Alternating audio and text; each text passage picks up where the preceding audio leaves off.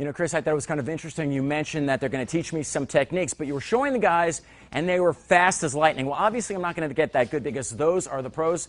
The reason why they are so professional and so polished is because of this guy. This is Sifu Justin. He is the founder of the place and quite a pro. I mean, I don't understand the whole belt system, but I understand that you pretty much are world-level stuff. Yeah, the cool part about it is that I've had an opportunity to train in about 15 different countries. We're actually the hub for the World Wing Chun Athletic Association here for the entire southeast border of the United States. So we have people that come from all over, from Deltona to all the way Bradenton, Sarasota, to learn the complete system. So we're both holding these knives. Explain the derivation. Where do they come from? Sure. So the swords basically... Swords. Yeah, the butterfly swords, they were basically used to go ahead and be concealed. If you needed them, you could go ahead and pull them out. But before that, it's kind of like the original concealed carry. You could keep them on you, and then if you were attacked or something happened, you'd be able to pull them out and then immediately split them apart. But they were also used basically as fisherman tools as well. You could basically hack the head off of a fish, gut it, things along those lines. But the Shaolin Temple used them as well. I was going to say that you teach this technique, but you also teach poles. You teach not only young guys like this, but older people, women, kids. You know, who you shooting for and who should come in and learn this kind of stuff?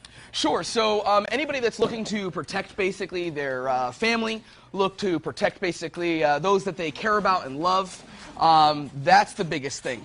If you want to, make sure that you can get in and out of a bad situation quick, this is basically what you should be looking at. It's not really for tournaments. It's not really for point sparring. It's to get in and out of a bad situation real quick.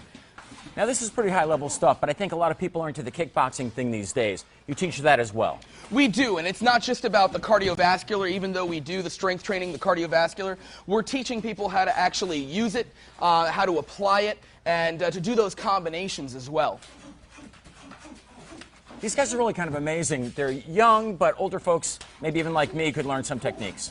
Absolutely. So I have people basically as old as 79 years old coming in here to train, and then I teach kickboxing to kids as young as 3 years old.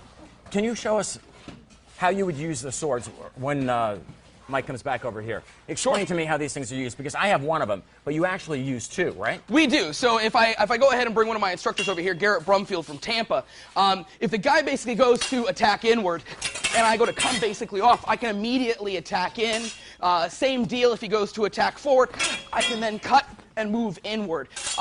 Same thing if we go ahead and we basically trade spots just to kind of give you a different look. I can escape basically off of the side, stop basically, and immediately move in. So it allows me that as he moves in and I cut off and I hit basically from here, I can redirect and immediately move in. If you notice basically right here, those are kind of the original brass knuckles. You can hit somebody basically in the face or let all of the weight basically drop down towards the end.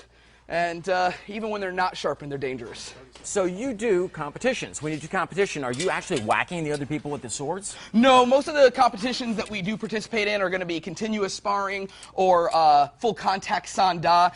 There's not really any competition for swords or long pole, mainly just because of the fact that it can get dangerous. So as you notice basically with my assistant, he was kind of, geared up. So bottom line is we saw hand-to-hand combat, we saw using the swords, but coming up we're going to see how you'd use one of these things. Oh yeah, absolutely. So the dragon pole, otherwise known as the long pole, we're going to go ahead and come back to that and show you some more. Just don't beat me up, okay? Oh, no, just not at all. make me look good on television. You can whack me around a little bit, but don't leave any bruises. That's always the rule, right? Well, yeah, never right. leave bruises. We always say no face shots. No, protect the moneymaker, right, Ken? Got to protect the moneymaker there. Thanks, Ken. Sure.